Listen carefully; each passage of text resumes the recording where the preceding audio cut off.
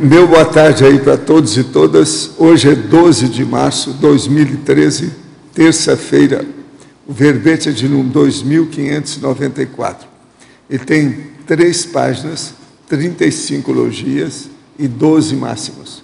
O tema é babelismo técnico. A especialidade é poliglotismologia. Agora, eu quero dizer que quem redigiu o verbete é o nosso veterano que está aí, especializado desde menino, praticamente, com os processos da linguagem, e hoje ele é intérprete e faz uma porção de coisa. Esse é o 17º verbete que ele apresenta na enciclopédia. Vocês estão morrendo de inveja? Olha, até o Dória aí também tem que ver isso, é uma vergonha. 17. Ele chegou outro dia aí com a mãe dele, então eu coloquei, acertei o passo dele, ele está aí, filho. Foi assim. Igual eu virei para a mãe dele e falei assim, esse menino é superdotado, tem que olhar mais. O que você está fazendo? Você que conhece tudo português, passa para ele tudo. Vamos ver mais. Você sabe dessa história, né? Apertei sua mãe. A Julieta sempre foi muito minha amiga. Desde que ela veio lá do norte, lá do fim do mundo, lá do norte. Norte. Mas então, veja, o babelismo técnico é o poliglotismologia. Então, o professor Otto está aí firme. Hoje ele está sem infraestrutura, o povo ainda não chegou. A definição.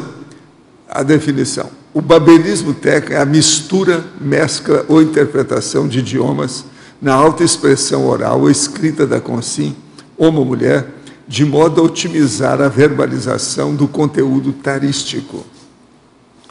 O holopensene pessoal parapedagógico, a inexistência de vernáculo imaculado, o uso do léxico imediatamente disponível, o uso do léxico mais sintético, os registros pessoais, o pseudo-status do babelismo, o perigo das homofonias interlíngues, o perigo dos parônimos interlíngues, a língua materna turbinada, a língua franca, o interlocutor determinando o interesse de babelismo técnico, quer dizer, o nível de babelismo técnico, a etiqueta do poliglotismo, os vários idiomas presentes em fase única, o povo judeu propenso ao babelismo técnico,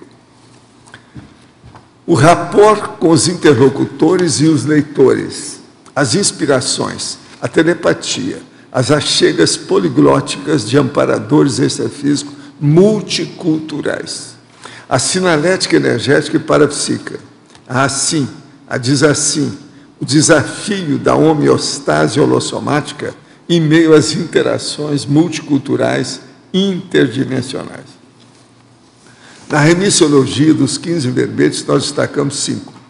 Bilinguismo, conscienciologes, interlíngua, poliglotismo interassistencial, poliglotopensene. Frase enfática. O babelismo técnico é fenômeno natural entre consciências intermissivistas, homens e mulheres, familiarizadas com a poliglotismologia, a orismologia, a erudiciologia e a enciclopediologia. Você busca empregar o babelismo técnico em quais contingenciamentos? Pode melhorar? A bibliografia específica tem uma fonte bibliográfica específica. Agora, a mega-análise com João Paulo são 20 itens. Tecnofilia, otimização, conviviário, idiomoteca, intercâmbio, poliglotopensene, estrangeirismo, multiculturalismo, interidiomatismo, interlinguismo, interaciologia, interculturologia, omniculturologia, comunicologia, erudiciologia, lexicologia, linguisticologia, poliglotismologia, parapolimaticologia e autopolineuroLexicologia. Olha, essa mega análise é da coisa mais séria que tem. Ele pegou aqui um resumo do assunto violento, muito sério. Agora, gente, hoje o do verbete do dicionário é autoproexogramologia. O argumento é proexológico. Ele só tem uma página e meia, mas ele é uma síntese do processo. Agora aqui dos questionamentos.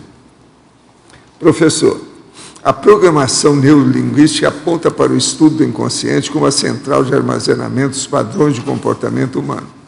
Estudantes do assunto afirmam que a mídia utiliza as mensagens subliminares para atingir o inconsciente dos espectadores e criar uma sociedade de conformados e fracassados, pessoas com mentalidade manipulável para fins de consumismo e até mesmo conspirações de organizações mundiais.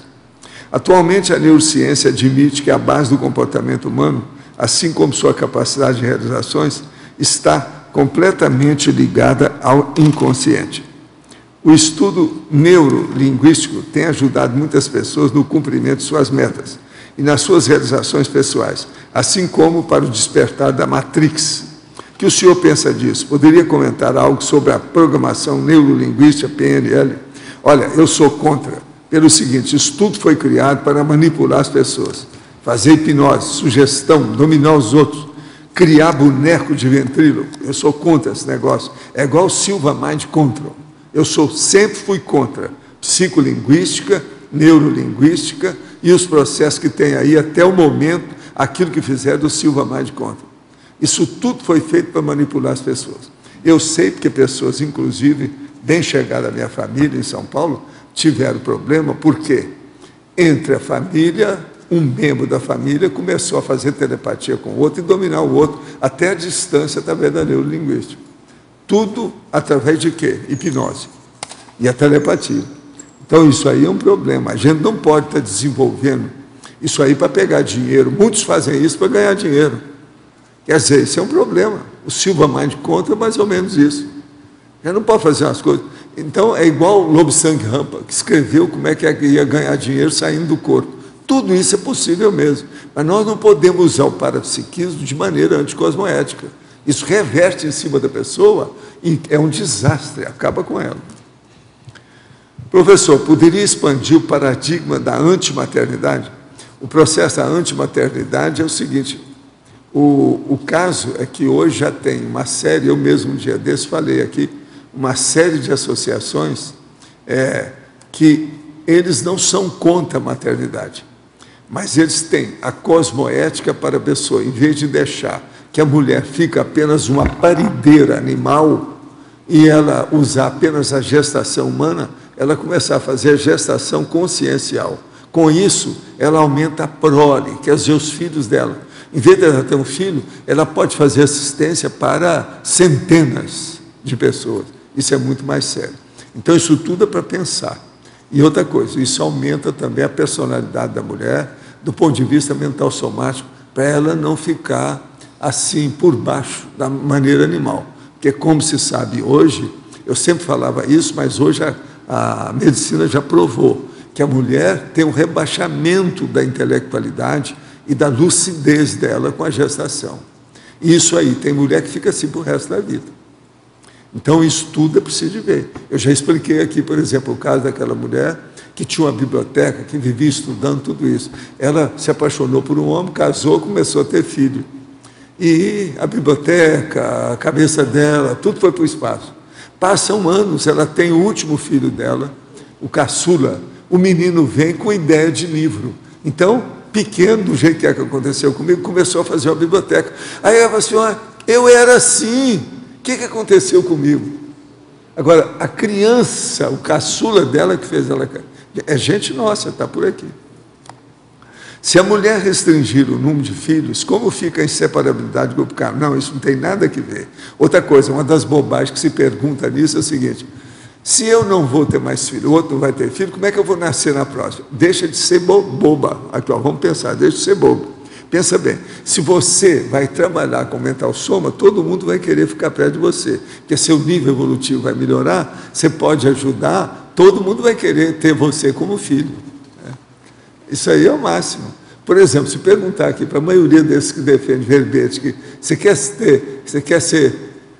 ser minha mãe na próxima, todo mundo vai topar. Entende? Nesse caso, uma mãe que pariu 10 filhos pararia um. Em que esquina evolutiva esse grupo encontrar-se-á? Não, está tudo junto. Aqui, ó. Todo grupo evolutivo são milhões de consciências. Esquece isso. Não dá para mulher nenhuma parir todo mundo do grupo evolutivo dela. Tira esse cavalo da chuva.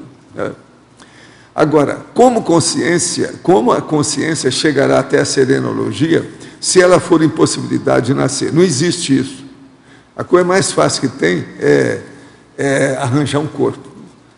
O processo da gestação humana, eu sempre falo o seguinte: você pega uma debilóide fêmea aqui e um debilóide macho aqui, vai nascer um debilóidezinho no meio, é só deixar os dois juntos. Isso é instintual, besteira. Seria o caso de haver futuramente outro mecanismo de nascimento? Não, não existe isso, é por aí mesmo, esse negócio vai longe, isso aí foi muito bem bolado. O negócio da gestação humana vem com as amebas, vem com a bactéria, o negócio é muito antigo. E outra coisa, todo mundo aqui, ó, são 100 bilhões de bactérias do seu conjunto arcabouço ecológico. Então, aguenta firme.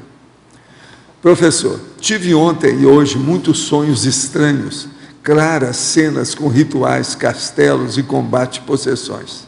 Nesse castelo já velho, inclusive a última parte de foi um tipo de enfermeira convidando outra senhora para ir a outro mundo. Seriam esse registro de uma vida passada, uma forma de haver dado por amparadores? Como identificar? Não. O melhor que você faz é ir anotando isso aí para ver com o tempo.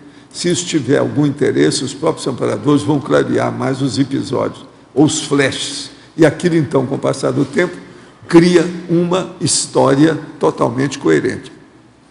Agora, ao verbetógrafo, duas questões. Uma, na fatologia quarta linha, o que é língua franca?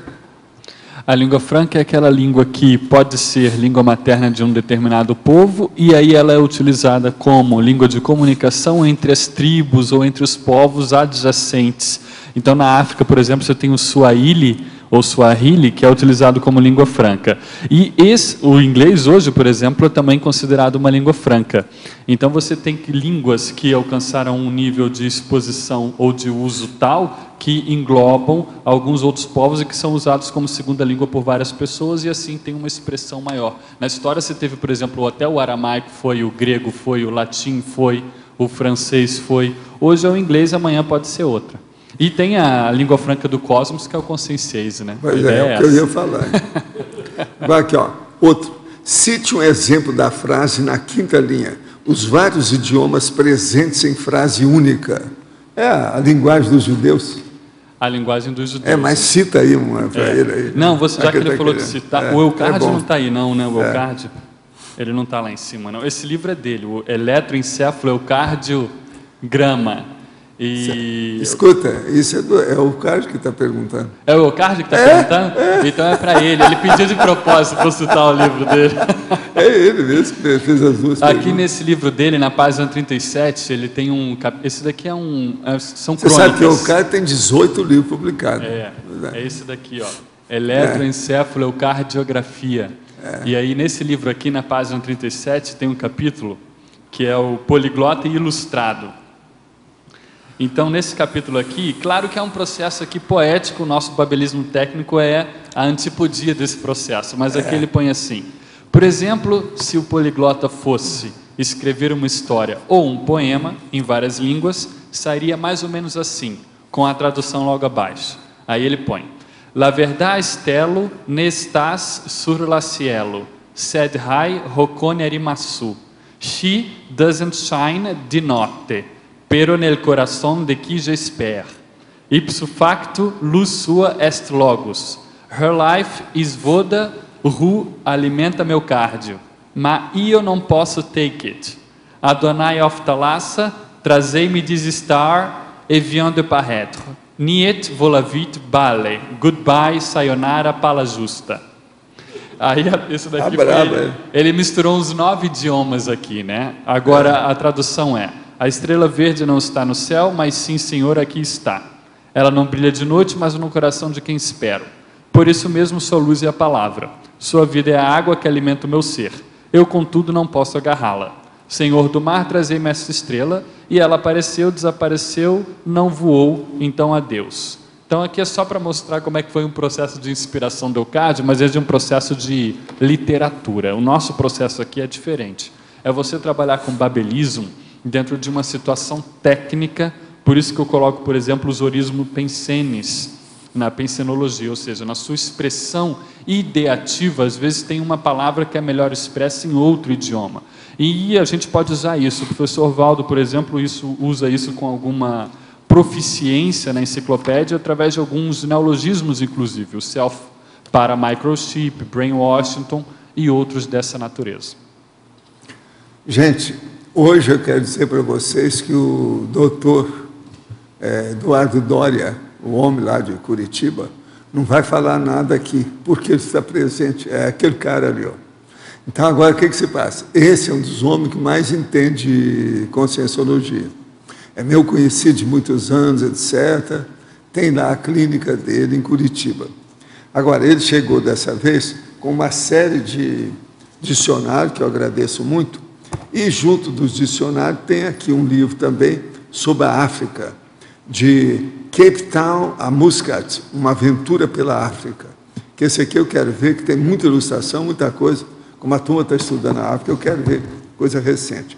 Agora, outra coisa, ele também me puxou a orelha aqui, que arranjou um livro que está aqui com a minha foto, mini biografia, citação de minhas coisas, publicado em 2007, em Barcelona, lá na Espanha, e que eu não conheço, que ninguém de Barcelona falou para mim. A autora é uma best-seller, que tem vários livros, que eu conheço de nome, mas eu não me lembro dela pessoalmente, mas pode ser da minha turma lá de curso, que é a Brenda Barnaby. Agora, o que se passa? Ela é de Londres. Eu conheço a outra Brenda, que é dos Estados Unidos.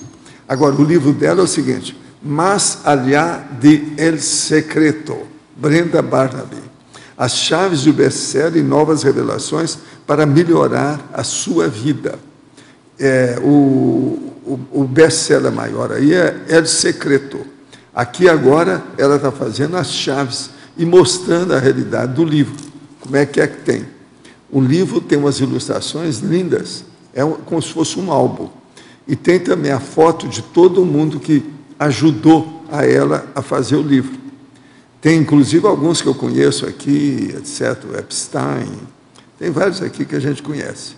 Agora, o Lee Pulos, sabe, também está aqui, que é da parapsicologia. Agora, o que é interessante é que eu não conhecia nada disso. Eu quero ver com calma. Eu vi aqui uma das citações que tem a nosso respeito, com a situação toda.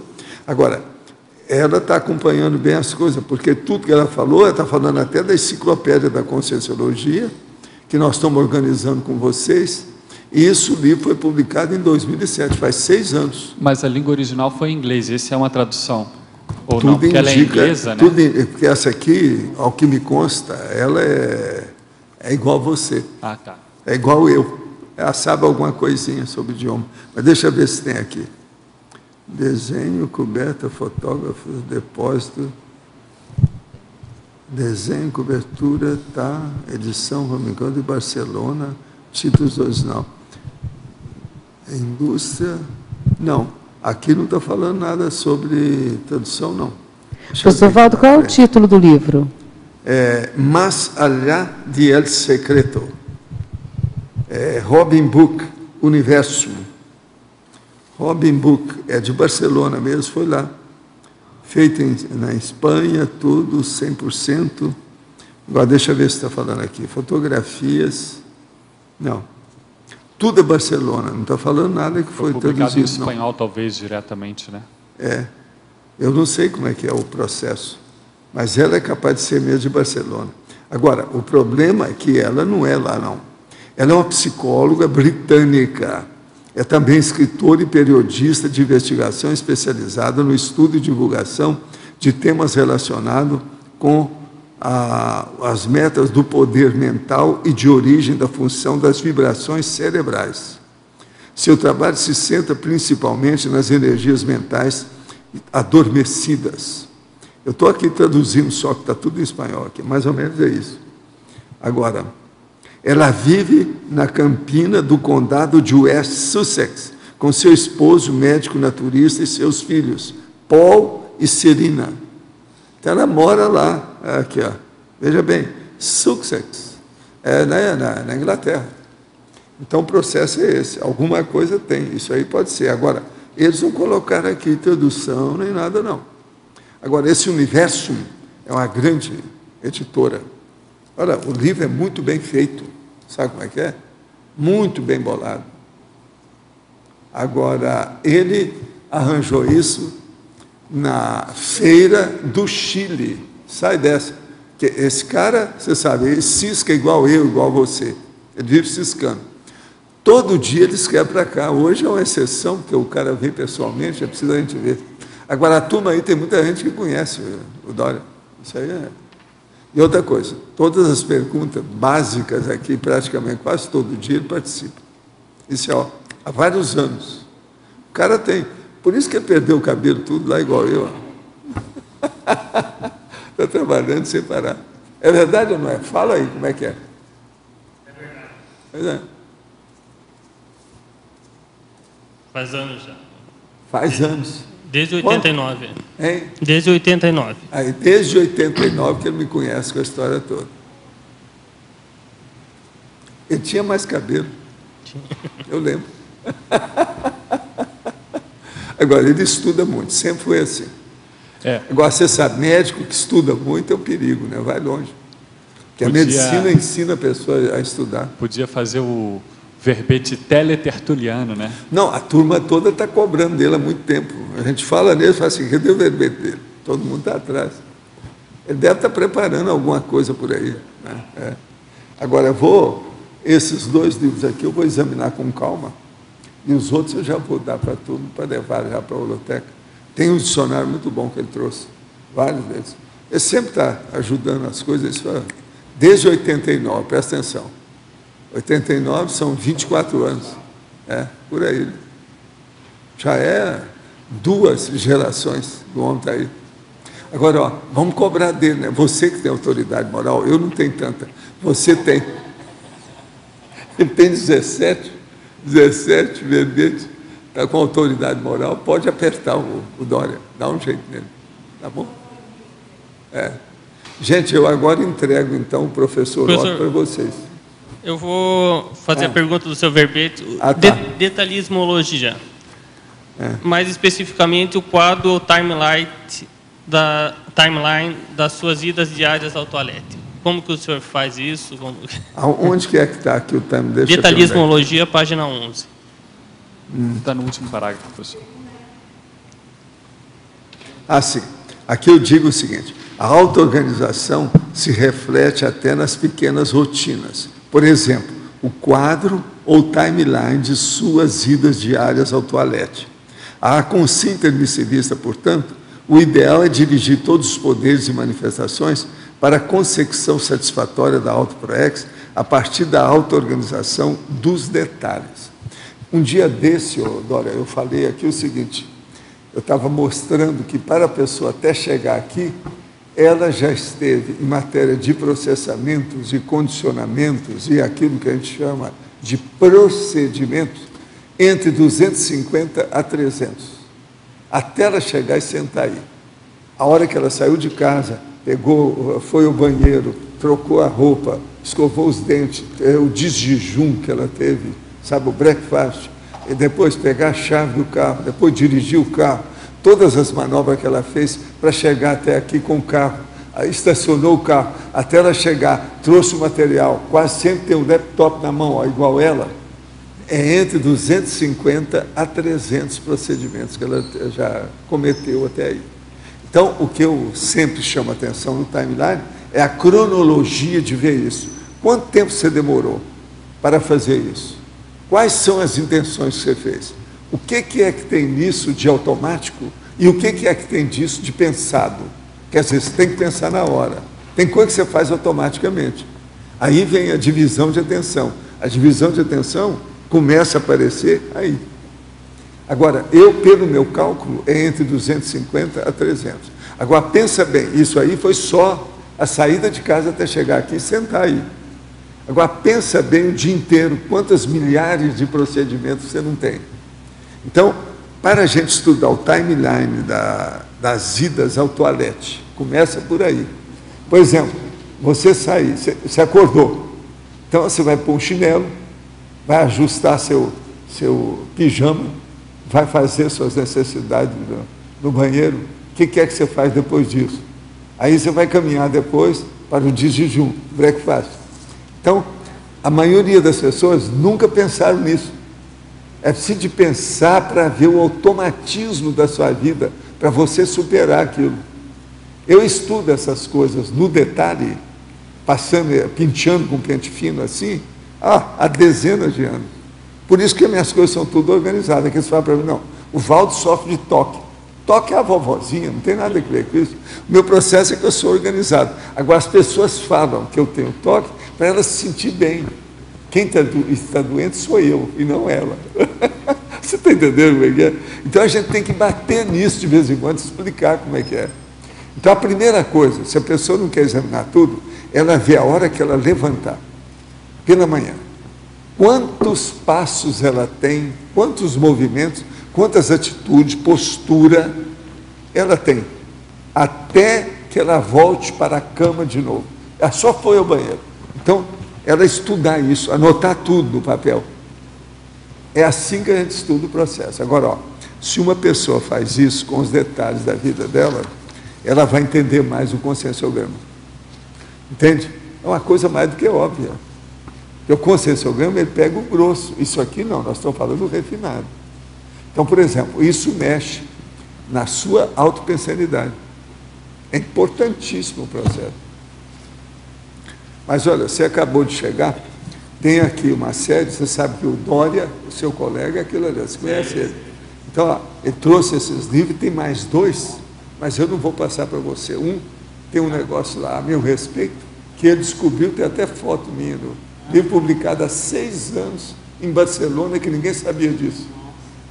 E outra coisa, isso aqui é o último, vai até o 9, tá certo? Agora aqui. Professor, estou me preparando para iniciar a TENEPS. Meu parceiro já pratica há 2 anos. Gostaria de saber se há um intervalo mínimo de horas entre a TENEPS dele e a minha, uma vez que iremos utilizar a mesma base física. Olha, quanto mais distanciar, melhor. O ideal é um fazer de manhã e outro de noite.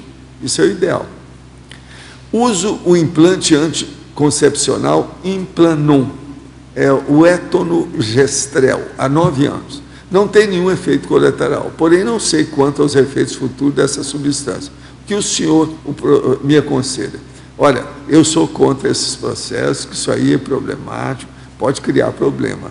Seria bom você dar uma geral em você, um check-up com um especialista e de modo geral também.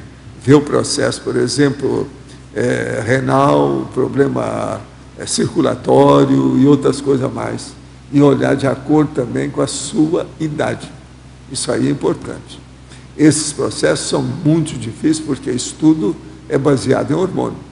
Hormônio é um veneno, preciso ter cuidado. É muito bom, pode ser até uma panaceia, mas também pode ser um veneno. Professor, no DAC, em argumentário, página 10, poderia ampliar a multidimensiologia. A consciência, como sempre reafirmamos, é poliédrica e multidimensional. Se você presta assistência, caminha para ser mini-peça do maxi-mecanismo multidimensional interassistencial. Enfrente-se. Todo dia vale a pena pensar no que foi realizado em termos de PROEX interassistencial. Então, por exemplo, a coisa mais séria que tem no caso é ver, cada dia é mais uma oportunidade para você fazer a realização da sua programação existencial e obter aquilo que todos nós estamos procurando, que é a completude da PROEX. De modo que vê, cada dia, quando chegar no fim do dia, você fala assim, o que eu fiz para a minha PROEX? Isso aí vai te ajudar muito. Isso que é a autoproexogramologia. É um programa, é um quadro sinótico, um timeline que você está fazendo da sua programação existencial. Ainda no DAC, em complemento, página 11, poderia comentar o trecho. O adiamento da consecução das mini-tarefas fáceis acumuladas gera as mega-tarefas impostas e mais trabalhosas. O problema é o seguinte: quando a pessoa começa a realizar os detalhes da sua programação existencial, ela pega as coisas mais simples, mas com o passar do tempo, ela vai vendo as complexas. Primeiro tem que ser assim mesmo, não tem jeito. Então a primeira coisa é o seguinte: por exemplo, a turma que chega, que é jovem, que está na adolescência, eles vão para a Sinvex, estuda o processo. Quando a pessoa chega já na maturidade, lá pelos 40 anos, ela já está dominando o estudo, ela já está pensando, se ela já ainda não fez, ela vai fazer, por exemplo, livro. Se ela não fez uma obra-prima, ela vai querer fazer o livro dela, que seria o Magnus Opus, quer dizer, o maior, né? O Magno Opus. Então, isso tudo é um processo da pessoa perceber antes. Não fique só nas mini-tarefas fáceis, entra nas mega-tarefas impostas. As mega-tarefas impostas, elas vêm como consequência ou derivação, efeito das mini-tarefas que ela já cumpriu. Que às vezes só aí que a pessoa vai ver que tinha mais coisa para ser feita. Uma programação existencial nunca é só aquilo que a pessoa, logo de cara, imediatamente, ela planejou. Aquilo ainda é pouco. Aquilo fica complexo com o passar do tempo e enriquecido também com a experiência da pessoa. Professor, venho fazendo EV há algum tempo. Entretanto, ao entrar em EV, apenas a cabeça e o pescoço vibram com mais intensidade. O que pode ser? Não, isso aí é normal. Agora, com o passar do tempo, é preciso ver para que lado que é que as coisas vão caminhar para você. Isso aí é problema de desenvolvimento. Cada um tem o seu e os processos todos vai chegar a um certo ponto que você vai ter pangrafia, vários fenômenos simultâneos acontecendo com você. Agora, a TENEPS permite isso. Agora, você falou EV, eu não sei se você está praticando a TENEPS. Com o tempo você vai praticar a TENEPS, você vai ver essas coisas com mais detalhe. Otto, na página 2, Sinergismologia, os sinergismos dos cognatos multilingües. Dá para dar uma geral, por favor? Posso sim. Aí é o seguinte, Arlindo, esses cognatos multilingües, eles favorecem demais o processo do babelismo, que o babelismo técnico é justamente você, na sua expressão, utilizar várias palavras oriundas de idiomas diferentes. Então, o que acontece? Aqui, se você parar para ver, isso é uma coisa mais simples do que parece, para a maioria de nós, dentro do universo das línguas românicas, ou línguas neolatinas oriundas do latim. No nosso caso aqui, o português, espanhol, francês e italiano, correto? Então, isso daí é mais fácil do que parece, olha só.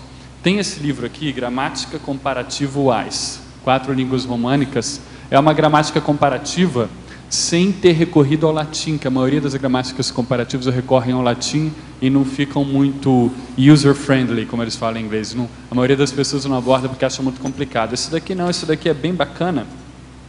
E ele mostra aqui como que isso acontece. Por exemplo, no campo da medicina, isso é muito comum e isso ajuda muito o trabalho do tradutor ou do intérprete, por exemplo, que as palavras derivam do latim, mesmo em inglês. As palavras derivam do latim, aí tem uma terminação específica. Então, no inglês termina com S-I-S, O-S-I-S, OSIS, e em português é OSI. Então, você vê, às vezes, uma doença, um processo, você já sabe como traduzir imediatamente. Mas, então, por exemplo, pra você ter uma ideia aqui, olha só. Nesse livro, ele traz um quadro com a palavra processo do olho. Então, se a gente pega as palavras eruditas, porque as palavras, grosso modo, se dividem em palavras populares, tá? Que são, enfim, do histórico do idioma em si, as palavras eruditas, ou os cultismos, como eles falam, cultismos, não é ocultismo, é cultismos, que são derivadas diretamente do latim. Então, você pega a palavra olho, por exemplo, em português é olho, em espanhol, ojo, tá? Em italiano, occhio, e em francês, œil. E esse œil aqui não fica logo de cara evidente para a pessoa que está lendo francês que œil é olho, ou que óquio é orro. Então a pessoa tem que ir com calma. Agora, por exemplo, se ela vai para as formas eruditas, aí você pega, por exemplo, ocular, que tem uma derivação direta do latim. Você tem ocular em português, oculare em espanhol, oculare em italiano e oculaire em francês. A forma já fica muito mais evidente. Então você já começa a ter um princípio de cognatos multilíngues para você utilizar. Então você tem, por exemplo, oculista, que é uma derivação. Você tem oculista em português, oculista em espanhol, oculista em italiano, viu? Toda a forma, tudo igual. Em francês, oculista, só mudou o E no final, que mudou, em vez de A é E. Então aqui é muito parecido. Depois, o processo do oftalmo, que é olho, é um processo da derivação antiga, aí entra o grego também. Então você tem oftalmólogo em português, oftalmólogo em espanhol, oftalmólogo em italiano, só que aí não tem um acento. E em francês, oftalmologue, que aí tem um PH porque é uma escrita um pouco mais etimológica no francês. Então isso tudo aqui mostra, de maneira bem prática, como que você pode trabalhar com os cognatos multilíngues. E no nosso campo, o campo das línguas românicas, isso aqui de uma maneira fácil e acessível te dá uma visão muito grande. Então, aqui também tem uma outra lista, mas eu não vou cansar vocês nesse sentido, mas, por exemplo, parlamento. Parlamento é a mesma coisa em português, espanhol e italiano, e em francês você tirou o O no final. E tem um E no meio, em vez de A, é parlement. Então, assim você vai embora. Inteligente, plácido, memória. Memória é muito parecida em todos. Globo, catálogo. Então, essas palavras, mas do ponto de vista da erudição, quando a gente fala palavras eruditas, é aquelas cuja formação derivou do latim e do grego diretamente. Tá? Não é necessariamente que só os eruditos utilizam, não. Né? No campo da lexicologia, o pessoal classifica assim. Então, se a gente tiver essa visão de conjunto, nós vamos entrar mais fácil no processo de cognato multilíngue. Eu quero te ajudar.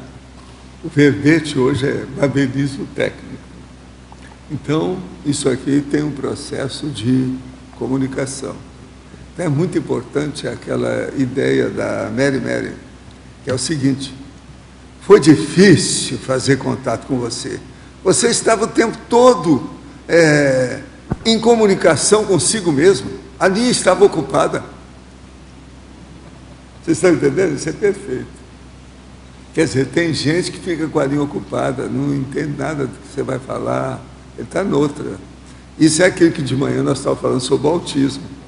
Entendeu? Isso aqui é a expressão. Você está com a linha ocupada para todo mundo, dos seus amigos, como é que é isso? Quer dizer, a cabeça para cérebro está vazio e fechado. Não, está blindado. Blindou para cérebro, não aparece nada ali. Então, é muito sério isso aí. Olha só a ideia como é interessante. Foi difícil fazer contato com você. Você estava o tempo todo em comunicação consigo mesmo. A linha estava ocupada. É perfeito isso. Vocês estão entendendo? De modo que o poliglotismo precisa de ter comunicação. Se ficar com a linha ocupada, não resolve nada. Otto, só mais uma aqui. A fatologia na primeira linha é a inexistência de vernáculo imaculado. O processo do purismo, né, Arlindo? Então, o que acontece? Se você tem um vernáculo que surgiu do processo, o português surgiu do latim, essas línguas românicas que nós estávamos falando, ali na base já teve várias influências ali do latim com as línguas das regiões que eram ocupadas. No caso do português e do espanhol, depois teve a influência moura, e depois aí, quando o português veio para o Brasil, teve a influência dos africanismos, a influência dos tupinismos, e por aí vai. Então, o que acontece? Aí você, para dar conta de expressar palavras de origem estrangeira, aí nas reformas ortográficas mais atuais, eles incluíram 3 letras que não tinham no nosso alfabeto, né? O K, o W e o Y. Então, aí você mostra como que esse processo do estrangeirismo perpassa o idioma e está íncito, está implícito, é inerente ao processo dos idiomas essa abertura. Então, quando você trabalha assim, você vê que o seu vernáculo ele não é puro nesse sentido. Não é até porque, por exemplo, a gente estava falando dos eruditismos. Para você cunhar palavras, você vai ter que buscar de uma fonte. Latim, grego. Então, isso tudo mostra como existe essa interpenetração entre os idiomas que eu coloco lá. E o babelismo técnico é justamente a pessoa saber utilizar isso a seu favor, mas atentando para o que o professor falou, né? Mantendo a linha desocupada, né? Obrigado. Otto, em pensenologia, na segunda linha, você pode expandir um pouco a catálise taquipensênica? Bárbara, olha só, às vezes você está pensando em um determinado idioma, ou você está se comunicando com um colega, ou uma pessoa, ou às vezes a sua dupla, um processo em que vocês dois compartilham outro idioma além do português, vamos dizer assim. Vocês podem ter tido uma experiência com uma terceira ou quarta pessoa, também em inglês, vamos dizer que seja o inglês, ou poderia ser o espanhol. E aí fica muito mais fácil se referir àquela experiência que aconteceu usando aquele termo daquela língua, que foi o contexto em que ocorreu, ou seja, o contexto, a elencologia, então todo o processo do cenário. Se isso aconteceu numa cultura, num idioma específico, fica muito mais fácil se referir àquilo usando aquele idioma. Então isso cria uma espécie de catálise taquipensênica, porque se você fosse parar para expressar esse conteúdo no português, por exemplo, você poderia ter que recorrer a uma paráfrase, explicar, levar mais tempo. Então, às vezes, o recurso a um termo estrangeiro, a uma expressão estrangeira, ela promove uma catálise taquipensênica, ela promove melhor o processo do confort, ela expressa melhor o conteúdo que você quer, só que a forma é uma forma estrangeira. Ficou mais ou menos claro, Bárbara? Ficou sim. Só mais uma questão. Em fatologia, na quinta linha, começo da quinta linha, explica o que é essa etiqueta do poliglotismo. É isso mesmo que nós estávamos falando aí, parecido com isso. Porque, olha só, se você tem um processo de convívio, o processo do babelismo tem que se adaptar, até certo ponto, ao seu interlocutor. Então, o processo da linha ocupada também, que o professor se referia, tem a ver com o interlocutor, porque se você se comunica usa muitos estrangeirismos com um interlocutor que não vai entender o que você está falando, ou seja, pode criar um problema de comunicação em primeiro lugar e de etiqueta em segundo lugar, ou seja, você tem que usar isso obedecendo até certo ponto, dependendo dos contingenciamentos, tá, Bárbara? Dependendo dos contextos onde você se encontre. Você tem que observar um processo social. Então, o poliglotismo ele tem que ser usado de acordo com o contexto que você se encontra. Porque, senão, ele pode entrar também aqui no que eu chamo a atenção na segunda linha, no final da segunda linha da fatologia, o pseudo-status do babelismo. Né? Então, há pessoas que elas simplesmente deitam verbo, né? Elas recorrem a uma verbosidade babélica, mas simplesmente para mostrar algum processo, mostrar que sabe um idioma, às vezes até de maneira superficial, e perdem um pouco de vista esse processo técnico que deve considerar, veja bem, esse processo técnico deve considerar a etiqueta, porque é um processo social e a linguagem é um processo de comunicação. Agora, falando em comunicação, mais uma para te ajudar aí. Por que as pessoas com a mente fechada sempre abrem a boca? Essa é para pensar, hein? Por que as pessoas com a mente fechada sempre abrem a boca? Agora, tem um negócio da polícia aqui. Você tem o direito de permanecer calado. Portanto, sinta-se à vontade para fazer enquanto eu estiver falando. Essa é terrível também. A turma aqui é terrível, que os negócios que eles arranjaram aqui do Covey. É o Covey. O contrário de falar não é escutar. O contrário de falar é esperar. É um dos mais difíceis que tem. Você sabe disso. Otto, sim. Aqui na Interaciologia, página 2, os dois primeiros itens, interação, interferências linguísticas, babelismo técnico, a interação prosódia, sintaxe. Cristina, olha o seguinte, o processo de interferência, se você me permite pegar um pouco aí o processo do português e do espanhol, você deve experimentar em algum nível um processo de interferência linguística. Como é que é isso? É quando você tem até certo ponto, e não é que ele seja totalmente indesejável, ele é até, segundo os pesquisadores, ele é uma ocorrência natural. Tá? As interferências linguísticas é quando você tem uma interferência, seja da pronúncia, E aí isso fica mais claro por causa do sotaque, ou seja, a sua pronúncia no seu idioma materno interfere no idioma atual seu.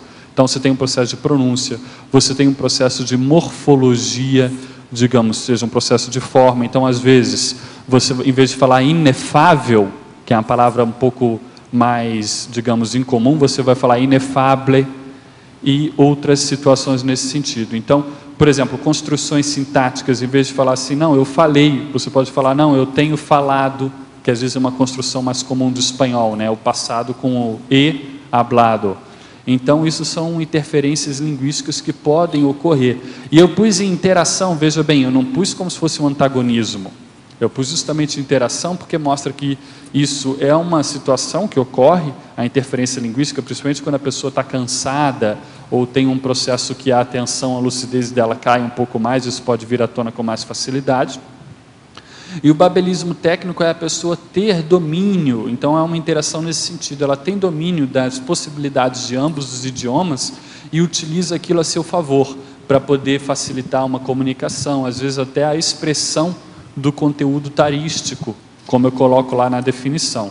Então ela vai utilizar as interferências linguísticas a seu favor, aí já configura um babelismo técnico, ok? Agora a interação prosódia, sintaxe ou sintaxe, né? Então o que acontece? Aqui a prosódia é justamente o processo dos picos e vales do idioma. Então se você pega, por exemplo, o espanhol argentino, principalmente portenho, às vezes eles têm um processo de ser um pouco cantado devido à influência italiana, mas às vezes quando entra para falar muito rápido, fica um pouco monocórdio. Se você já pega, por exemplo, o espanhol colombiano, ele parece que é muito mais cantado, ele tem um processo assim. O inglês britânico, ele tem muito mais inflexões, entonações altos e baixos do que o inglês americano, por exemplo. Então isso tudo tem uma relação também com a sintaxe, com a maneira como você dispõe as palavras. Agora isso tudo você pode analisar não apenas do ponto de vista de um idioma, mas do ponto de vista de vários idiomas na sua autoexpressão. Aí a gente já entra no campo do babelismo técnico, por isso que eu quis colocar isso aqui. Ficou claro? De nada. Professor Otto, na estrangeirismologia, você poderia falar sobre os dois termos em alemão ali?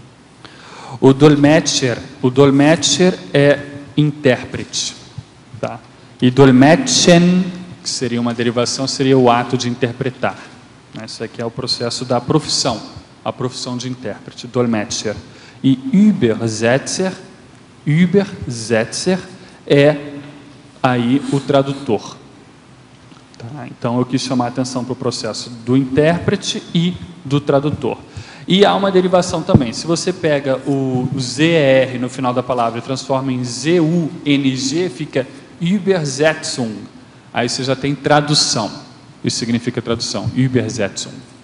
E na crescendologia, na página 2, o crescendo pidgin, crioulo, idioma técnico. Perfeito, Dória. Olha só, o pidgin é aquela língua que surgiu a partir do contato entre, digamos, tanto a França, o próprio Portugal na época, né? Portugal, Espanha também teve isso, a Holanda em algum nível também, França e Inglaterra são os casos que ficaram aí mais claros para nós devido às colônias que perduraram um pouco mais. Então você tem, por exemplo, um contato inicial entre aqueles exploradores, né? Na época eles faziam essas viagens de navio, então você tinha um processo de chegar num determinado local. Então os portugueses que chegaram em Goa, na Índia, então eles tinham que se comunicar até para poder ter um comércio e fazer negócios e contatos interculturais. Aí eles tinham que recorrer a alguma língua, uma terceira língua inventada na hora, até certo ponto esse é o pidgin. Então recorria a muitos gestos, e aí você vai se formar um vocabulário inicial, básico, muito simplificado, simplesmente se referindo aos substantivos para nomear os objetos, então praticamente não tem verbo, os pronomes são muito mais simplificados. Conforme o tempo anda, esse pidgin ele se transforma num crioulo. O que é o crioulo aí? Ele é como se fosse a língua, né, vamos dizer assim, o português, o francês ou o inglês, muito mais simplificado. Então, nesse sentido, é um decréscimo, só que ele é um acréscimo a partir do ponto de vista do Pidgin, porque é o Pidgin que avançou um pouco mais. Então, tanto os portugueses, no caso de Goa, eles começaram a interagir melhor com os indianos nesse caso, quanto alguns indianos ali aprenderam um pouco mais o português, e ali você criou uma espécie de crioulo. Então, houve uma criolização do idioma. Esse é um termo que é bastante usado em linguística, esse termo. Então, aqui você tem o Pidgin, o crioulo, e aí depois você pode crescer para um processo de idioma técnico. Aqui eu poderia ter posto, por exemplo, a interlíngua no meio. A interlíngua seria o quê? O portunhol, o português, o italianol, que é o italiano com o espanhol. São essas misturas. A própria língua franca, quando a gente fala língua franca, ela tem uma origem histórica ali na bacia do Mediterrâneo, que tinha elementos, principalmente do italiano, mas também do francês, do árabe. Ali em Veneza, aquele processo de comércio marítimo, não imagine que todos falavam a mesma língua, né? Então eles tinham que se virar para fazer o comércio. Então ali é o processo da língua franca, que hoje evoluiu para denominar outros conceitos também. Então eu poderia pôr aqui, Dória, a interlíngua até chegar no idioma técnico. O idioma técnico seria aqui, fazendo uma alusão ao babelismo técnico, ou seja, a pessoa usa tudo isso que existe, baseado na língua materna dela. Às vezes a pessoa pode ter duas línguas maternas se for um processo de bilíngue aí simultâneo, desde nascença, com pai e mãe, mas aí é um pouco mais um outro caso, mas aí a pessoa então utiliza tudo isso a favor dela para comunicação. Seria nesse sentido. Otto, em antagonismologia, na página 2, você podia aprofundar o antagonismo babelismo nosográfico e babelismo homeostático? Posso, olha só. O babelismo em si, se você observar o que eu coloco lá em mega pensenologia, lá na primeira página, você vai ver que tem lá Babel, mito linguístico, e depois babelismo, confusão linguística. O babelismo tem a ver com o mito da Torre de Babel. Então, o mito da Torre de Babel, o pessoal construiu uma torre que queria chegar ao céu para ficar mais perto de Deus. Deus, irado, não gostou daquela situação, ele imiscuiu, ou seja, criou diversas línguas, confusão linguística, para ninguém mais se entender e assim a obra não poder continuar. Então, o que acontece? O babelismo, justamente por ser na lenda, no processo mitológico, ser uma confusão de línguas, quando a gente fala babelismo, pura e simplesmente, você está referindo, na maioria das vezes, a um processo nosográfico, ou seja, é aquele processo da interlíngua que nós falávamos ali com o Dória. A pessoa não diferencia nenhuma língua, nem a outra. Então, ela está num sentido misturando os idiomas. Então, nesse caso, você tem um babelismo que é, até certo ponto, nosográfico, porque aquilo traz dificuldade para a pessoa. Então, você trabalha especificamente com um babelismo que não ajuda, não é técnico. Eu quis, até certo ponto, forçar um pouquinho aqui esse antagonismo para mostrar o que nós queremos dizer com babelismo técnico, que é justamente um babelismo homeostático, para a pessoa não confundir, pensando que babelismo é um processo negativo, entendeu? Porque é o que a maioria das pessoas pensam quando você vai ver no dicionário, por exemplo, no AS babelismo, ele traz essa questão.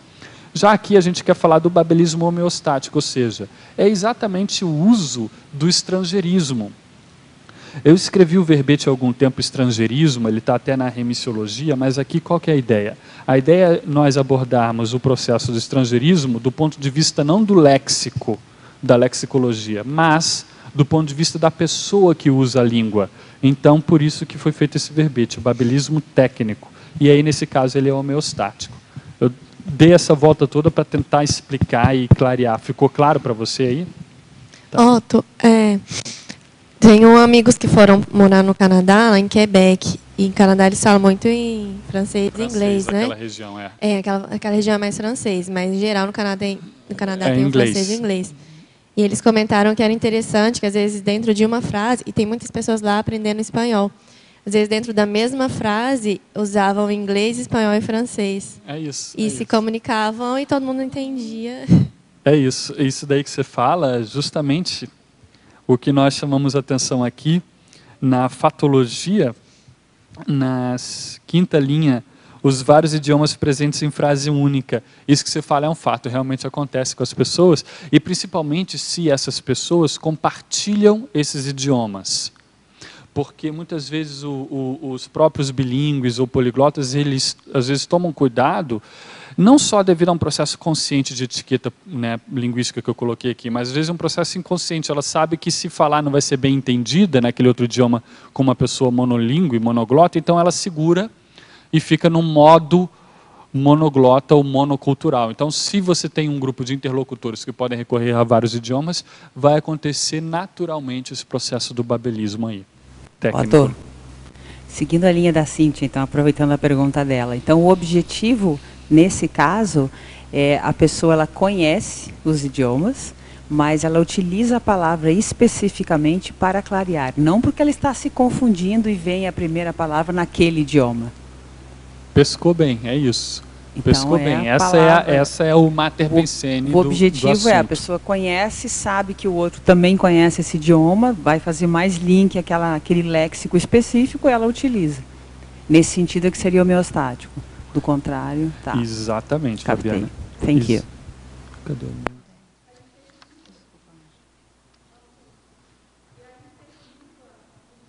Pega o aspecto negativo, né? Perfeito, a interlíngua. Perfeito. Seria uma antonímia nesse sentido. Perfeito. Aí a gente já está começando a fazer as associações de ideias em cima do assunto. Está muito bom isso. Em português, infelizmente. Só Não, em mas português. É o processo da teoria, né? A gente começa com 1%, né? Então, a gente está começando a entender o assunto, né? Ela trouxe um processo, o entendimento do assunto, você trouxe o outro, a interlíngua, então é justamente isso. Né? Como que esses fatos se articulam. No caso,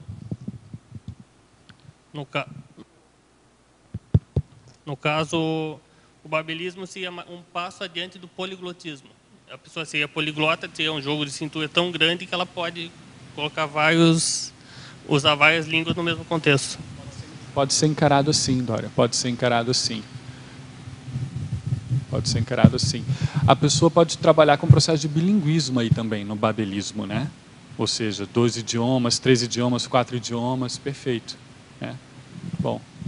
Você pode falar, não sei se você já falou sobre a situação aqui de Foz, né? Você coloca até aqui na metrópole trinacional do Iguaçu. Você pode comentar aí, deve ter alguns aspectos curiosos.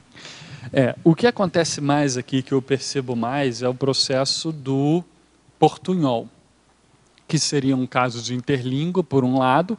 Por outro, você observa alguns fenômenos muito interessantes. Então, o pessoal aqui, quando vai enunciar o preço de um produto, eles falam, por exemplo, 10,50, né? E no início eu achava isso curioso. Aí depois eu, né, vivendo mais na Argentina, eu vi que eles falam assim em espanhol. Aí eu pensei, será que não é? Mas isso é hipótese, não dá para a gente dizer que é. Então, tem vários casos de interinfluenciação aí muito interessantes. E tem também o caso que eu fico observando, como que os brasileiros entram em contato com os espanhóis aqui, nos argentinos ou os paraguaios e vice-versa, como ocorre o que nós chamamos de sesc-linguismo. É que nem sesc-pedal, mas é sesc-linguismo, ou seja, o brasileiro continua falando português, o argentino entende, mas ele responde em espanhol. O brasileiro entende o espanhol, mas responde em português. E a comunicação fica assim. Isso é muito interessante. Isso é o que nós chamamos de sesc-linguismo, ou seja, existe um bilinguismo ocorrendo a nível do entendimento, a pessoa entende o espanhol, mas também o português, e um monoglotismo a nível da produção, a pessoa só fala uma língua. Então, isso é para a gente ver que, às vezes, esse processo do poliglotismo, bilinguismo, sintetizando, às vezes, importante a gente saber isso do ponto de vista de apreensão, para adquirir conhecimento. A gente consegue se instruir em quantos idiomas? Quantos idiomas nós conseguimos ler? Então, isso eu acho que é um dos aspectos mais importantes de todo esse processo. Otto, página 2, crescendologia, final da segunda linha. O crescendo estrangeirismo aportuguesamento. Eu não compreendi por que o estrangeirismo é um crescendo para cima. Por que estrangeirismo primeiro e aportuguesamento depois? Porque primeiro, veja bem, a palavra entra... Vamos pegar aqui, Julieta, olha só, para eu te explicar bem. Vamos voltar ali na página 1 do verbete, ali onde você tem fatologia, a 4ª linha, quando eu falo a língua franca.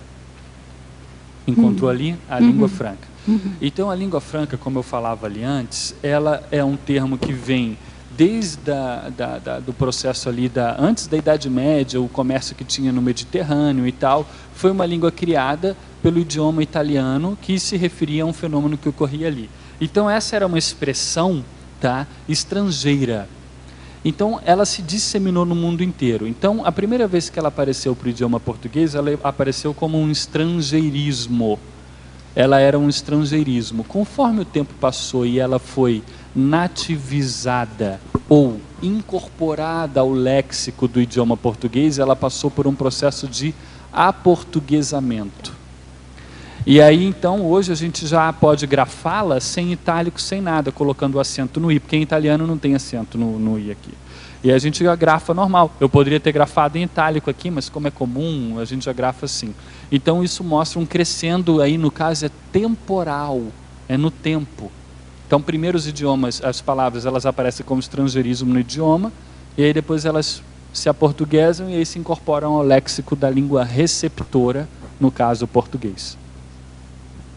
Otto, eu estava pensando numa coisa assim, tem muito aquilo, por exemplo, brasileiro que vai para a Argentina, inventa palavras. Isso tem algum nome, essa coisa? Algum nome técnico para designar isso? Não.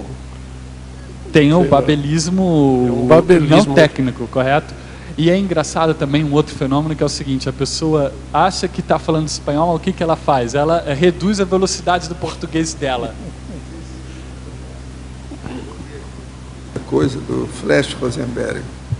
Veja bem, meu namorado e eu vamos fazer um passeio de carro. Ele está dirigindo e diz, vou pegar a via 295 até a ponte. O que você acha? Eu então respondo para ele, Berflegum ou Ripendipe? Ele diz, estou com fome, vou parar no restaurante. O que você acha? Eu respondo, Kid Dido Quanque Blubre. Agora, aí então a pergunta, por que estou usando uma linguagem ininteligível? Porque quero ser compreendida. Ele é um desses tipos novos, sensíveis, que sabe o suficiente para perguntar o que acho, mas que ainda não evoluíram ao ponto de se preocupar com a resposta. Essa é terrível. Então, veja, existe essa linguagem, a linguagem que você inventa. Beflego Ripendipe, que didido quanto lúpulo, isso não existe, não existe nada dessas palavras aqui. Entendeu? Agora, veja, é muito bem bolado, né? Flash Rosenberg.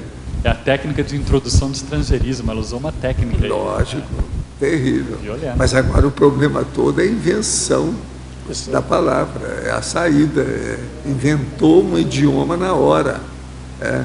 Agora, ó, aqui ainda tem outro que diz o seguinte, é rara a pessoa que quer ouvir o que não quer ouvir.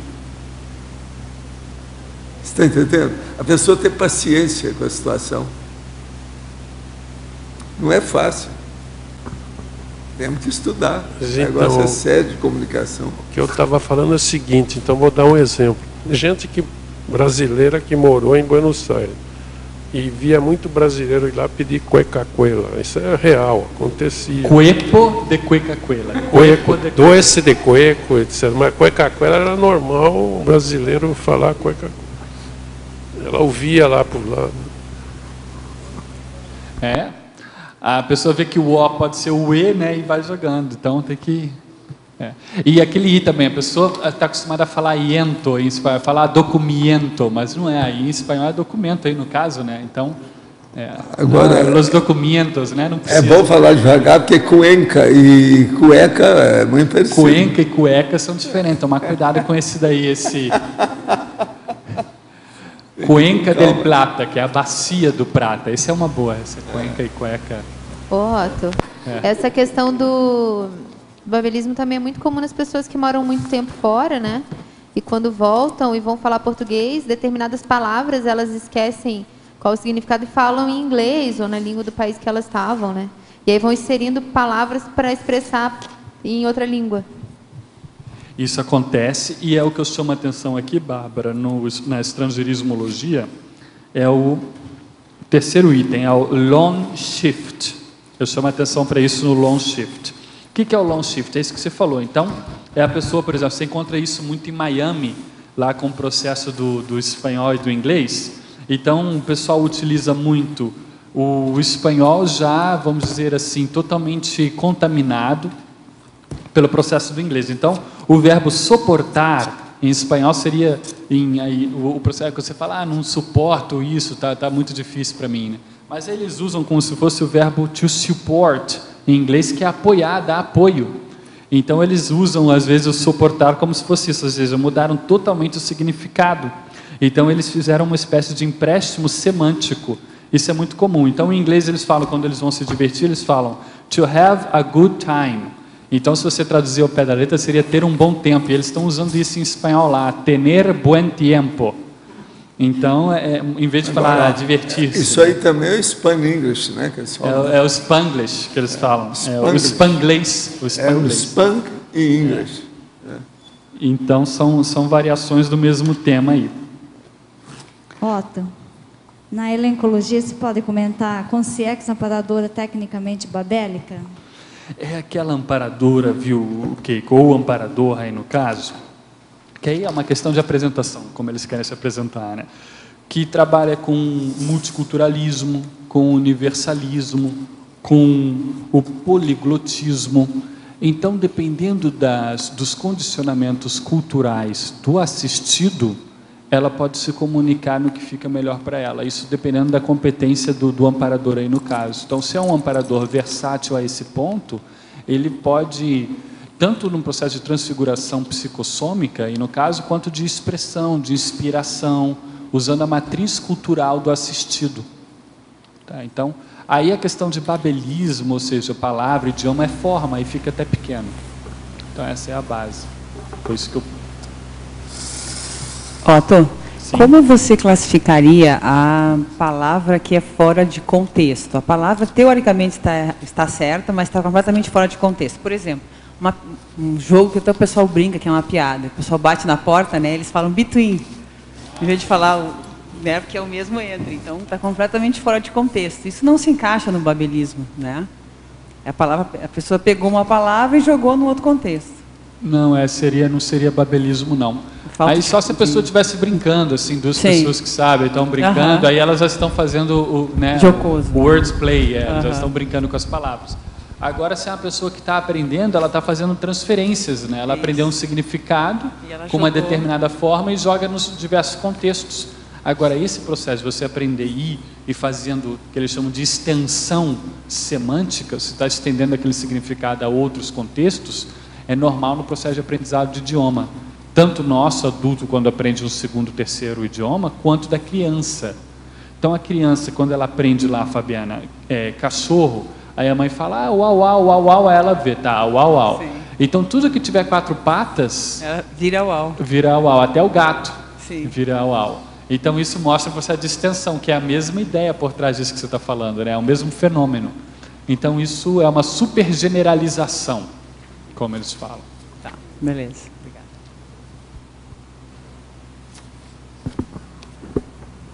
Otto, eu gostaria que você explicasse um pouco mais sobre a questão do crioulo e da interlíngua, porque eu faço uma certa confusão. Por exemplo, nas ilhas, por exemplo, Martinica, falam crioulo, que eles fazem uma mistura, né, do francês com a língua crioula, que é a língua lá nativa, né? E aqui no nosso caso, por exemplo, quando a gente tem termos tupis-guaranis, e há uma mesclagem, né, com o português, não seria também uma língua crioula dentro do próprio português? Existiu um processo no português, uma espécie de criolização, por exemplo, quando você tinha os donos de engenho, tá, aqui no Brasil, e aí eles tinham alguns capatazes que começaram a entender um pouco mais o português, eram um pouco mais espertos, um pouco mais virados nesse sentido. Bom, todos eram espertos, né? Ali a questão era de sobrevivência. Então, ali, quando eles, então, eram pinçados por esses donos de engenho, porque conheciam um pouco mais o português, tinha alguma coisa que eles preferiram pensá-los, eles sabiam um pouco mais o português e sabiam também a língua dos escravos. Então, ali havia uma espécie de interlíngua ocorrendo, mas ali era uma espécie de criolização do português. Essa criolização, ela tem, talvez o que possa estar, às vezes, de alguma confusão na nossa cabeça, é que ela tem algumas acepções diferentes. Tá? Ela pode ser entendida como, que eu estava falando lá para o Dória, um crescendo do processo do pidgin. Ou seja, você teve um primeiro contato entre as nações que foram escravizadas, as nações africanas escravizadas, que falavam diversas línguas, os franceses escravizaram, levaram ali para aqui, para a América Central, para o Caribe. Então, ali surgiu alguma língua dessa relação. Então, a interlíngua, ela é fortuita. Tá? O crioulo, ele já se assenta e começa a ter até movimentos que querem oficializar o crioulo como língua nacional, que eles geralmente têm um status um pouco derrisório, um pouco até um certo preconceito em cima, como se fosse uma sublíngua. Mas hoje em dia no mundo está ocorrendo, movimentos ocorrem para que os crioulos alcancem o status de uma língua realmente, entende? Mas há muita polêmica, porque algumas pessoas falam, não, em vez de trabalhar com esse crioulo, trabalha com o francês direto, ou seja, é uma questão muito polêmica ainda no campo da linguística. E no campo da linguística, eles usam muito os fenômenos do crioulo para poder estudar como é que eram as línguas, aí no caso dos colonizadores, à época da colonização, que eles conseguem ver rastros daquela língua num estágio anterior. Tá? Então, isso daí ocorre. A minha experiência com crioulo, por exemplo, nós tivemos aqui uma amiga, Grace Kamala, ela mora na Suécia, ela é das Ilhas Maurício. Então ela me contou toda a experiência dela e ela teve como língua materna o crioulo francês. E o crioulo muda um pouco de lugar para lugar. Então ali nas Ilhas Maurício a gente conversou um pouco, ela conversando em crioulo, eu conversando em francês, e não tivemos problema nenhum. E eu já conversei com haitianos também, não tive grandes problemas. O que eu percebi do crioulo foi o seguinte, é uma língua que ela se simplifica os tempos verbais. Então, eles perdem a complexidade, às vezes eles se referem ao futuro usando o tempo verbal do presente, entende? Simplificam estruturas gramaticais, pronomes, então fica tudo mais simplificado. Agora, também é usado o termo crioulização para indicar um processo de simplificação do idioma de um outro modo. Por exemplo, o inglês, na época do Old English, que era o inglês antigo, ele era parecido com o alemão, ele tinha vários casos, o nominativo, o genitivo, que nem o latim lá, ablativo e tal, e várias outras situações. Os adjetivos concordavam com os substantivos, tinha processo de concordância de número, de gênero. Só que aí o que acontece? O inglês foi andando, e aí devido às invasões, devido às inter-relações, devido aos processos de exploração, e é um processo do próprio idioma, do povo, da Inglaterra, enfim, vários fatores, ele foi se simplificando. E o pessoal chama isso de crioulização do idioma inglês, por isso que ele é simplificado hoje. Então, essa palavra crioulização, crioulo, a gente tem que ir com calma, ela tem diversas acepções, aí tem que ver o que você quer explicar com aquilo. É porque antigamente, né, lógico que a gente tomava assim, ciência desse contexto do africano no Brasil, e apareceu a palavra crioulo, dava a entender que era um termo africano, né? Na verdade, é um termo nativo que pode ser de qualquer, nativo de qualquer país ou ilhas, em qualquer situação é o crioulo. No né? português, quando ele é usado como se fosse uma espécie de gíria, uma expressão coloquial, ele pode ter uma conotação afetiva também. Dependendo do colega, pode ter uma conotação afetiva, todo mundo sabe disso, pode ter uma conotação pejorativa, depende de como você vai usar, a sua entonação, a sua energia. No idioma espanhol, criollo, com 2 L's, ele é justamente o que você falou, é o nativo da região, é o nativo do local, é o native, ou indigenous, como eles falam em inglês. Então é um processo isso que você falou. Realmente, em espanhol tem esse significado, eles usam mais assim. Quando eu converso com alguns argentinos, eu vou falar que crioulo no Brasil pode se referir a pessoa de pele negra, eles não entendem. Aqui, ó, o nome técnico para isso tudo que você falou e é autóctone. Autóctone. Agora aqui, ó, ao verbetógrafo. Em fatologia, 5ª linha, favor comentar. O povo judeu propenso ao babelismo técnico. Assim que li o nome do verbetógrafo, Otto, no site das Tertúlias, tive a sensação impressiva dele como judeu. Esse é o nome. Sai dessa, né? Agora, o que é? O povo judeu propenso ao babelismo técnico. Explica isso aí. Sim. Que esse judeus, é um fato. É exato. Sabe disso. Um processo de resumo, eu vou explicar melhor, mas é que eles se espalharam pelo mundo, tá? E nesse processo da diáspora judaica, eles se expressavam nos idiomas de cada parte do mundo em que eles estavam, dos diversos países. Eles tinham seus dialetos, basicamente dois, que é o Yiddish, de base germânica, e o ladino, que é uma mistura do castelhano com o hebraico, entra até o árabe aí no meio. E também eles tinham ainda o processo do hebraico, mas o hebraico, na época da diáspora, ele era usado pelos judeus, pelos hebreus, mas como uma língua religiosa. Ele não era usado para fins de comunicação do dia a dia. Então, nesse sentido, quando eles criaram o Estado de Israel, eles tiveram que ressuscitar, o hebraico redivivo, tiveram que revivificar o idioma. Ele não passou por esse processo de ser uma língua que se desenvolveu naturalmente. Houve um esforço artificial em cima disso.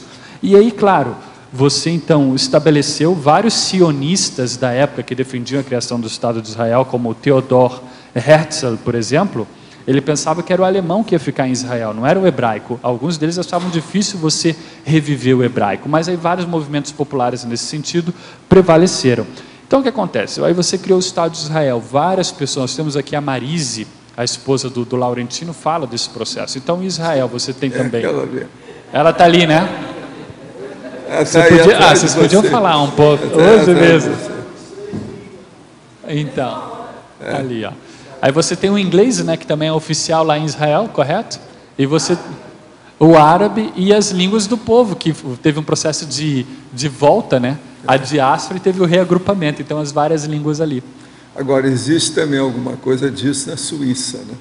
Lá Suíça, também tem a mistura na de Suíça língua. Tem violento. Agora aqui, ó, na Bélgica, Luxemburgo. Ao verbetógrafo, o que você acha da língua Esperanto, do seu papel e benefício na sociedade de hoje? Muita gente pergunta sobre o Esperanto, né? Besteira. O Esperanto é o seguinte, é uma ideia muito interessante. Agora, eu acho curioso alguns aspectos do Esperanto, porque o que você tem? O processo de uma língua é a cultura que está por trás, todo um processo cultural, de processo pensênico, de holopensene, dos pensamentos, dos sentimentos, das energias de um povo. E o Esperanto teve um pouco disso, mas muito rudimentar. Então, no Esperanto você não tem um processo de veiculação maior da ideia, justamente porque falta um lastro maior. O que a história mostrou é o quê? O Esperanto foi uma tentativa não isolada. A gente fala muito no Esperanto. Igual o Volapük. Volapük e dezenas de outros tiveram língua. Exato. Tiveram esse intuito de se criar uma língua que facilitasse a intercomunicação. Eu acredito que existem alguns argumentos por trás da criação das línguas artificiais que eu não concordo muito. Por exemplo, de que a criação de uma língua única vai evitar guerras, por exemplo, desentendimento. Eu não vejo as guerras acontecendo, em grande parte, devido a um processo de língua. Às vezes devido a um processo de dinheiro, de interesse, às vezes até processo arma e munição fundamentalista de religião. Não é por um processo de língua. E uma outra coisa é o seguinte, se nós todos falássemos uma língua só, nós seríamos monoglotas. E me parece que ser poliglota é mais vantajoso, porque você tem maior flexibilidade cognitiva. Então eu vejo que nós caminhamos muito mais para um processo de falar aí, estou falando um futuro um pouco distante, 3, 4, 5 línguas maiores que vão predominar, a maioria das pessoas caminhando para o poliglotismo, do que você ter uma língua só. Então eu não vejo muito alguns poliglotas falar, todos se entenderiam melhor se falássemos apenas um idioma. Me parece às vezes um contrassenso, porque você está retornando a um processo de monoglotismo. E nosso entendimento, a nossa intercompreensão, ela tem que ser feita justamente na base da diferença, o binômio admiração-discordância. Nós temos que conviver com o diferente, isso inclui a língua, e a partir disso sim alcançar um processo de concórdia maior. Deixa eu... uma curiosidade para vocês dois. Como vai ser no Estado Mundial essa questão da língua? Lá na frente, no Estado Mundial. Primeiro, o Estado Mundial vai ser dirigido por um colegiado. Se é dirigido por um colegiado, é multilíngue. Pensa nisso. Veja, você acha que vai sair todos os componentes do colegiado, tudo um país só? É lógico que não. Quer dizer que as línguas as pessoas vão continuar falando a sua própria língua, do lugar onde ela nasce, a língua materna, Não, vai chegar a um certo ponto que as coisas ficam mais práticas, objetivas, entende? Tudo fica melhor. Isso é com o passar do tempo. Agora, eu acho que a língua não é problema para o Estado mundial, não. Todo mundo será poliglota. É o que ele estava falando, que a língua também não é problema nesse negócio de guerra. Isso é bobagem, não tem nada a ver com isso. Tá certo. Então, todo mundo será poliglota. O problema é de interesse. É de, entende? A proposição, propósito. Aquele objetivo das pessoas. É a fraternidade. Se há fraternidade, a língua fica secundária. As pessoas, por exemplo, se uma gostou da outra, ela dá um jeito. Tem todo jeito de falar. Ninguém fica sem falar, sem expor. O problema todo é esse. Isso aí é muito interessante. Canta, né? Canta. Otto. Eu tinha só um minutinho, eu aprendi francês em grande parte em albergue com turistas, né? E tinha um albergue que era a Pousada da Laura. Ela tinha base judaica. E o processo nos guias Lonely Planet falavam assim, Pousada da Laura tal, ela fala 5 idiomas, mas esqueciam de falar que ela falava 5 idiomas na mesma frase. E aí o processo é que quando eu falava, tinha algum turista que não falava o idioma dela, eu perguntava, Laura, e quando você não consegue conversar com o turista? Ela, eu canto. Pois é, uma saída. Agora, outra coisa. Essa linguagem que a pessoa faz, cada frase, 5 idiomas, até um certo ponto é analfabeta, né? Você sabe. Esse poliglotismo é de analfabeto, porque ele não sabe dispor de cada língua separada na hora que precisa.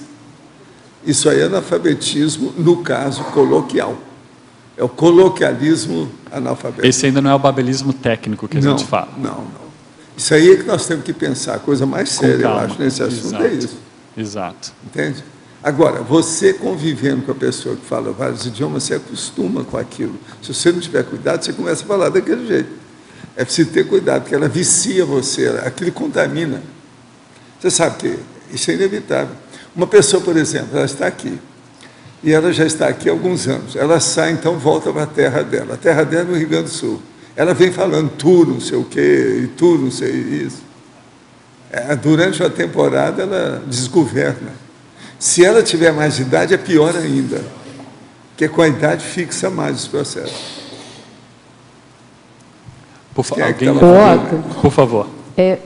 Você estudou ou tem algum conhecimento assim, linguístico sobre o Romani? O Romani? O Romani, a língua utilizada pelos romanos ciganos. Não. Porque é uma história parecida com o judaísmo também, né? Da diáspora, e são vários grupos que falam diversas mas aí é o cigano, né? Dialetos. É o zíngaro. É o zíngaro, Você pode explicar um pouco mais o que você sabe do Romani? Não, o Romani é a língua que os ciganos utilizam, e foi justamente o viés utilizados pelos antropólogos para identificar uma suposta origem deles, que seria a Índia. O Hitler juntava os judeus com os ciganos, tudo numa panela só, para matar todo mundo. Isso é que o Hitler tinha ideia. Morreu muito cigano, junto com os judeus. Foi muito. Está falando do Holocausto? Você entendeu, Otton, o que eu estou falando? Entendi, sim. Porque, na realidade, esse babelismo está muito presente entre os ciganos em função do dialeto. Que o Romani ele se altera porque eles acabam sendo influenciados pela língua do lugar que eles estão. Perfeito. E como eles não param, os nômades, né, no caso, não param no mesmo lugar, esse dialeto torna-se realmente e mistura cambiável. Cigano com os góis. O negócio dos góis. Ele é plástico.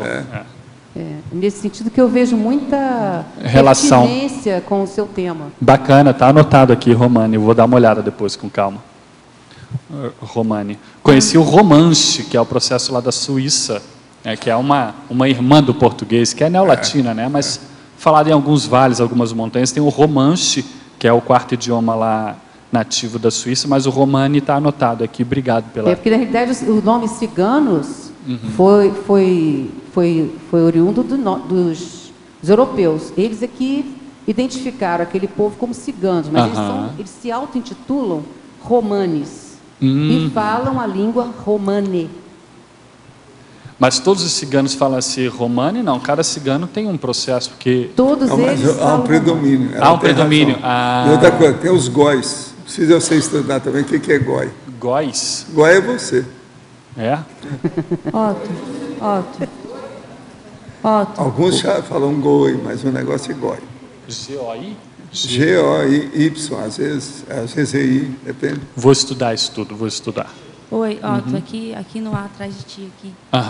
Com relação ao romani, na época que eu morava na França, que eu fiquei 5 anos e meio morando lá, eu tive muito contato com esse povo. Eles realmente eles se adaptam em todos os locais. Agora, os ciganos, eles acabam falando a língua do local onde eles estão morando, né? Sim, só que para poder vender os tachos. Não tem mas comércio. Agora tem que fazer o negócio com os góis. São os não ciganos. O professor Góis está se referindo, são os gadis, a mesma coisa que não cigano? Aquele que não é cigano. Porque, entendi. Também chamado de gadis. Tem vários nomes. E eles falam que o romani, a língua deles, é a língua mais latina que existe, eles falam. E realmente, a facilidade que eles têm para falar... O que eles são bons é no violino. As chardas de monte. Eles são bons mesmo. I would like to say something about the Esperanto again. Go on. Because I have learned the language and I've used it, and I was at the World Congress, and I hear many things about the Esperanto which are not true. It has a very strong culture of its own. They have a lot of humor. It has literature of its own, and one of the advantages of it being an artificial, so-called artificial language is that it is very, very easy and simple to learn. And at the moment I'm trying to learn Portuguese, and I get very frustrated at all the exceptions and the spelling doesn't consist of the right. Imagine ourselves in German, even do you know that he is coming to live here? Is the new, very good news from this year. Agora outra coisa, o romani, tem gente que chama também de romani, e dizem que é o seguinte, o romani faz o violino chorar. E qual a relação desse povo com... Não é isso que você já ouviu? O romani faz o violino chorar. Existe alguma relação? Quer dizer, a pessoa que toca, que conhece o romani, ela vibra com o violino, o povo chora, só com a... Entendeu? I just would like to add one more thought about this Babelism. Very few people are aware that these organizations like UNO, UNESCO, they spend more than 90% of the budget for translation. So everything is translated in all different directions, and it would be so much easier if we had one language to communicate. And then after that, it doesn't mean to give up culture, it just means that we have one language to communicate, and then we can celebrate our differences, because nobody has the advantage of this being the native tongue. Yeah, I see some things in this argument, Cara, because first, you are implying that everybody would have to learn a second language. For example, I am Portuguese, I speak Portuguese, I would have to learn Esperanto, right, to communicate with you. The budget, you mean in the European Union, for example, with translation, is far away from that. They say that, for example, you represent a German country, for example. So you have to speak your own language. That's the way you express your ideas better. I speak my own language, and then through an interpreter, we can communicate. So no need for a second language. So it's the best way to interpret. So Esperanto in this case wouldn't do the trick. You know, that's the idea. That's the idea behind. And many other things I see. I don't see that we would have to learn Esperanto to attract more people to the ideas or to communicate better. Nowadays you have, for example, live languages that you can learn. And history has shown that it happened with Greek, it happened with Aramaic even earlier, it happened with even Arabic in a certain area of the world, it happened with Latin, it happened with French, it happened with nowadays English. So history has shown the differences. It could have been a good idea, but since it didn't work out as previously thought, I'm not saying that it's bad, you see, I'm not dismissing the idea. The idea is nice, but we have to give priority to what is more functional, to what works best. That's my idea. I just have a problem that people judge things they don't know. So I think if you would have a look at Esperanto and then make up your idea, it would be different. I have taken a look at the Esperanto. I know how it was formed. I don't see that I have to speak Esperanto to talk about it. I know how it works. I know how it was formed. I read a biography of a Russian guy on Zamenhof. And I have been preparing an entry specific on that. So since you're going to be living here, we will have more opportunities to discuss that. The end will be artificial language. And then we discuss this specifically, okay? Now I would like to ask one thing to you. Qual que é a relação, professor, não sei se o Laurentino pode ajudar, entre o processo, se há entre os judeus e os ciganos? É o processo da diáspora e o problema da dromomania. Eles se encontram muito em lugares diferentes. Agora, uma coisa que seria bom para você estudar é o seguinte: vamos perguntar ali para a Cris, para ela fazer um levantamento das 700 pessoas que tem aqui, quem é que é descendente cigano? Porque tem umas donas aí que vivem dançando, e dançam cigano. Tem descendência aí, eu não sei quem, mas precisa localizar, vamos identificar, que às vezes tem uma história familiar que vai ajudar você. Como que a gente pode identificar se tem uma descendência? Não, tem que ver aí, perguntar para a turma, principalmente essas dançarinas da Graça aí, a turma.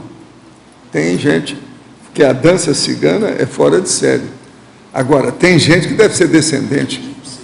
Outra coisa, eles sabem devido ao processo da dança. Por incrível que pareça, tem disso. Você está entendendo? Você está interessado em acessar informações sobre a língua? Claro, como não? Então, eu vou te passar depois um site, que é a Embaixada Cigana do Brasil, o presidente é Nicolas Romanos. Ele pode te ajudar, ele é antropólogo e tem várias obras sobre o léxico cigano. Tem. Legal, depois eu pego com você. Tá ok. Obrigado. Agora, cigano é um processo de localizar. Vamos identificar com o tempo. Fica de olho, porque eles aparecem quando menos se espera. E quase sempre são em grupos, sempre. É a família, né? Agora, eu não toco muito neles, não. Eles só me procuram, porque acabaram comigo na última vida. Agora, eles me procuram, você está entendendo? Foi o que aconteceu na Europa. Por que acabaram com você na última vida? Porque houve um ciúme. Porque a Graça era minha colega lá da infância, e a gente apresentava as danças, um canto, você está entendendo? Que eles ensinaram para a gente. E você sabe, a Graça e eu temos facilidade de histrionismo, ela é dançarina, aquele negócio todo, artista, tudo. Então, com isso, a gente ganhou a praça. Aí criou problema com a filhinha, o filhinho, e eles começaram a brigar entre eles. Aí acabaram matando, porque, você sabe, quando é assim, menino roubado, não é da família, não era cigano. Então, fica por isso mesmo. Entende? Agora, eles mataram a gente, os dois. Nós fazíamos números juntos. Entendeu? Chico Xavier lembrar disso tudo, porque ele foi a minha mãe. Entendeu? Professor Valdo. Isso foi no fim do século XIX. Foi por envenenamento? Hein? Foi envenenamento? Não, tudo indica que eles fizeram um negócio lá que tinha um que estava querendo matar a gente a tiro, mas parece que foi feito através de um acidente. Não foi através de alimento, não, né? Hein? Não foi através de alimentação? Não, parece que não foi envenenamento, não. Parece que foi um acidente que eles provocaram. Certo. Com criança é fácil, né? De acabar. Agora, ó, o cigano dessa época lá, eles eram especialistas em roubar e matar, né? Porque, você está entendendo? Muito roubo, não era só de gente, não. É tanto que esse negócio de roubo de criança, isso ficou clássico. Uns 2 séculos se falava demais nisso. Na minha infância, em Monte Carmelo, quando aparecia cigano, eles tinham medo, não deixavam os meninos sair. Alguém aí já não viu falar nisso no Brasil? Não é verdade? Até hoje não tem ainda, eu não sei atual hoje como é que está no Brasil, mas eles roubavam as crianças. Invade as casas no interior lá, que as mulheres estão sozinhas em casa, pega isso para... E outra coisa, rouba criança novinha. Então, ela fica com o tempo, pensa que é tudo cigana mesmo, com o tempo. Agora, quais seriam os trafores que a consciência pode ter adquirido ao ter sido cigano ou cigana? Aí desse grupo, dessa etnia, existe? O processo é porque fica preso ao problema, principalmente da apátrida, a condição apátrida, de rodar e sair tudo. Mas agora o processo mais sério não é isso, não. O problema, como sempre, é da etnia com a cultura daquela etnia. Eles preservam demais a cultura, tudo que eles têm.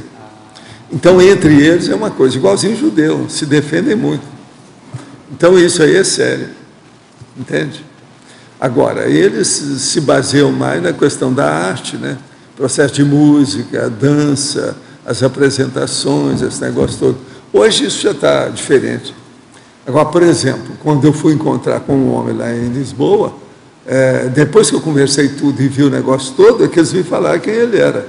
Era um dos homens mais ricos da Europa.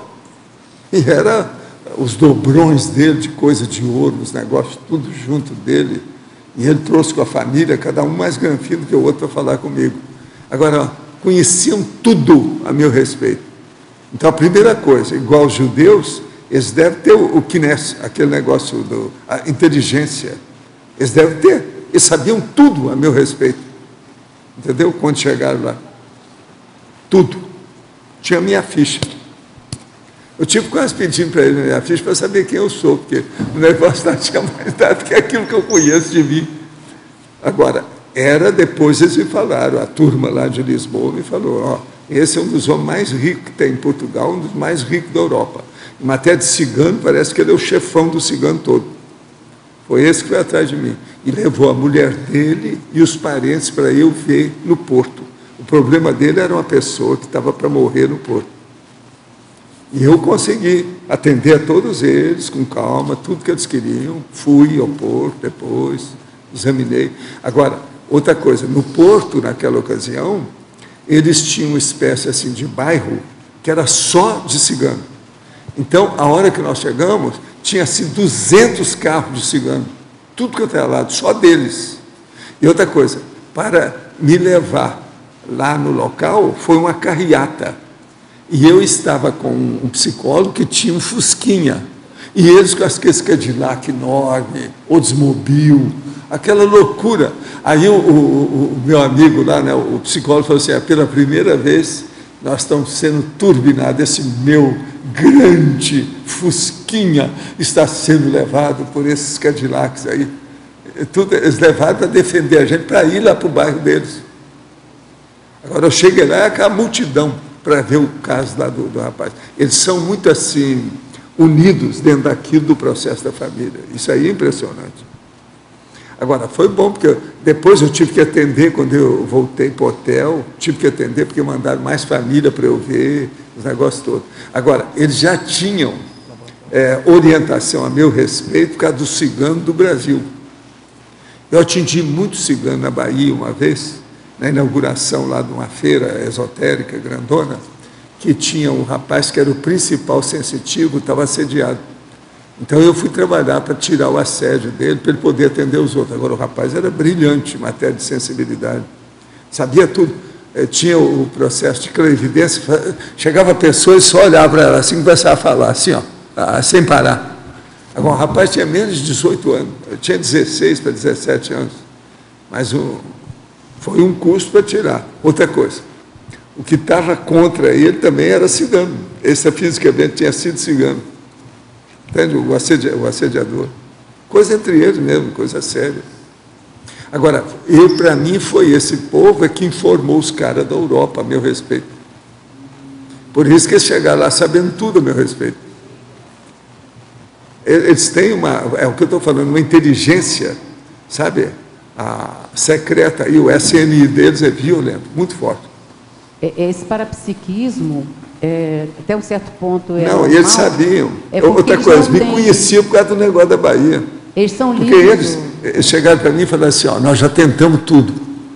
Todos os nossos sensitivos já trabalharam, não tem jeito de consertar o rapaz. Agora, o senhor tem jeito, faz aí, dá um jeito. Eu falei para ele, não, eu já trabalhei com cigano na última vida, mas não falei o quê? Então, fui lá trabalhar mas com o negócio. Mas você não contou como é que foi, não, estou convicta. Agora, isso foi na Bahia, o negócio vai valer. A turma toda do Instituto viu isso, era a ocasião do Instituto. Entende? Lá nesse prédio que eles inauguraram em Salvador, tinha uma praça que eles davam para a turma do Instituto, e a gente atendia o povo lá dentro. Foi lá que, a hora que eu comecei a atender os outros, tipo praça, já estava 11 horas da noite, já era para fechar a situação, veio um casal lá de um dos cursos que estava sendo dado e foi passar. Na hora que passou, eu estava trabalhando sobre o processo de projeção, a mulher então deu uma crise histérica. A hora que me viu duplo, ela viu que eu estava aqui e estava saindo para ver o corpo da outra pessoa. Ah, esse homem está duplo, são dois. E uma mulher enorme, sabe, com excesso de peso, caiu no chão, foi um escândalo danado. Eu tive que parar com tudo, isso é às 11 horas da noite, no meio da praça. Foi um auê na Bahia. Agora, depois a gente deu um jeito, colocamos energia na moça, mas não, está tudo certo, isso aí é projeção. Eu nunca tinha ouvido falar disso, nunca tinha visto uma pessoa dupla, que é o homo duplex do Balzac.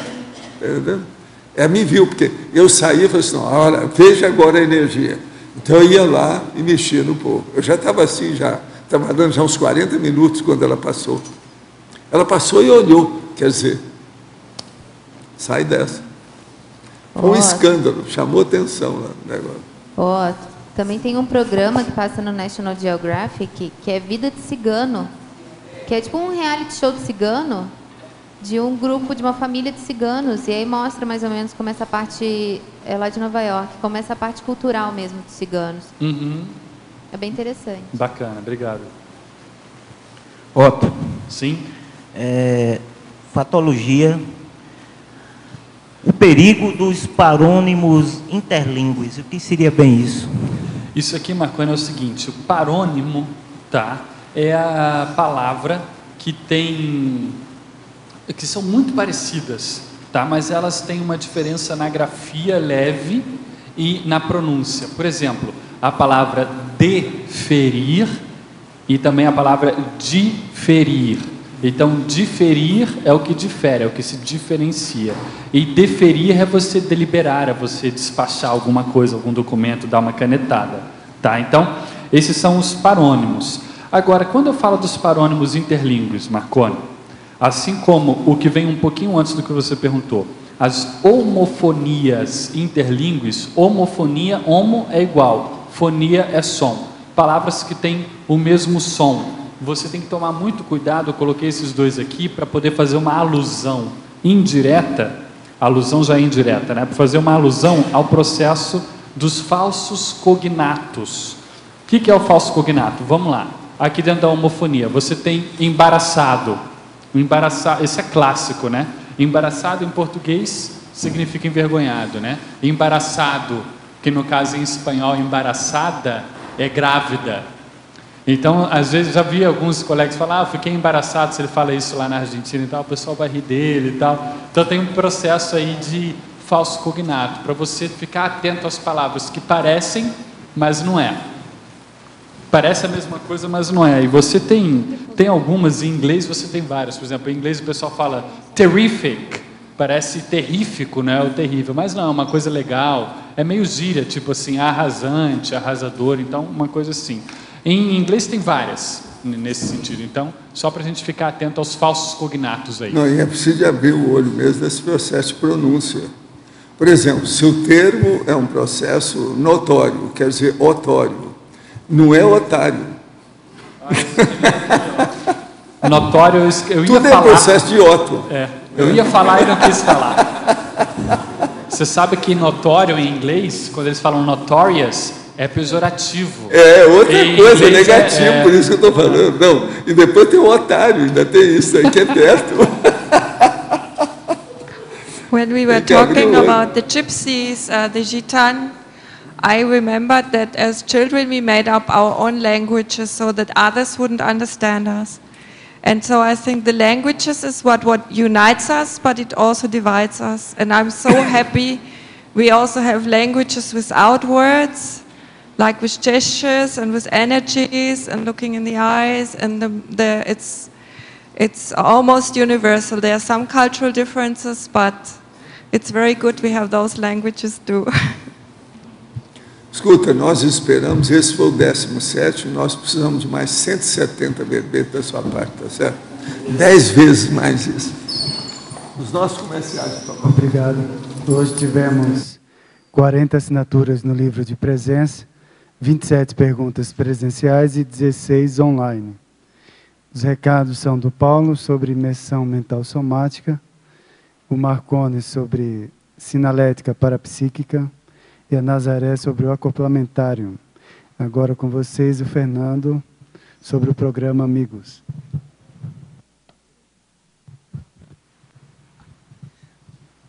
Boa tarde a todos. Nós enviamos às amigas e aos amigos da enciclopédia, cujas assinaturas vencem em março, enviamos uma mensagem informando aí sobre o vencimento e a data que vence. Então a gente solicita a esses amigos aí, que vencem em março, que venceram em fevereiro, em janeiro, em dezembro, muitos amigos ainda não renovaram a assinatura. A gente pede, por favor, que estando na sua programação, dentro das suas possibilidades, que vocês, por favor, façam a renovação neste mês, que vai ajudar muito a recompor a base dos associados aí que dão sustentação a toda a parte financeira, aos custos da produção da Enciclopédia da Conscienciologia. Também aqueles ainda que não são amigos, quiserem se tornar aí, fazer uma adesão, é muito fácil. Só ligar na recepção do CIAEC no 45 3525 2652, cartão Visa, Mastercard e Amex se fazem em 12 vezes parcelado, e é muito fácil, muito rápido, é muito prático fazer isso. Ou pelo site do programa Amigos, www.enciclopediaconscienciologia.org. Obrigado. Olá pessoal, boa tarde a todos. Em nome do Intercamp, estamos divulgando o curso Imersão Mental Somática Interassistencial, que ocorrerá na cidade de Natal, Rio Grande do Norte, entre os dias 19 e 21 de abril. Os epicôns do curso serão os professores Rui Bueno e Cristina Aracaki. Esse curso de campo aborda de modo teático a vivência da anticonflituosidade, do autodiscernimento, da autopesquisa, promovendo o desassédio individual e grupal e favorecendo o desbloqueio mental somático e captação extrafísica de ideias originais. A coordenação do curso está oferecendo àqueles que efetuarem a inscrição até o próximo dia 15 de março, essa sexta-feira, o preço promocional de R$ 895 à vista. Para maiores informações, acesse o site www.intercamp.org ou ligue diretamente para uma das unidades do Intercamp, em Natal, DDD 84 3211 3126, repetindo 3211 3126, Fortaleza, 85 prefixo, telefone 3087 8076, 3087 8076, João Pessoa, prefixo 83 9922 9816, 99229816, ou Recife, prefixo 81 3463 4979. Vamos ajudar a reurbanização no Nordeste.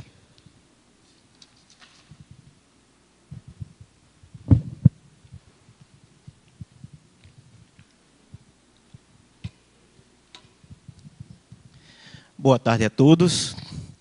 Para você que está interessado em identificar, compreender e empregar os sinais anímicos, energéticos e parapsíquicos, a oportunidade é esta, com o curso ministrado pelo professor Mário Oliveira, Sinalética Parapsíquica. O curso terá como temas principais sensibilidade energética, conexão interdimensional, sinergismo interconsciencial, sinalética de amparo e assédio, pré-cognição, megasinal parapsíquico, descortino dos parafatos. A data será 24 de março agora de 2013. Local, sede da CIP no discernimento. O horário vai ser de 8h30 às 11h30 e de 15 às 18h. Maiores informações pelo telefone 2102 1421, DDD 45, ou pelo e-mail acip@cip.com. Obrigado.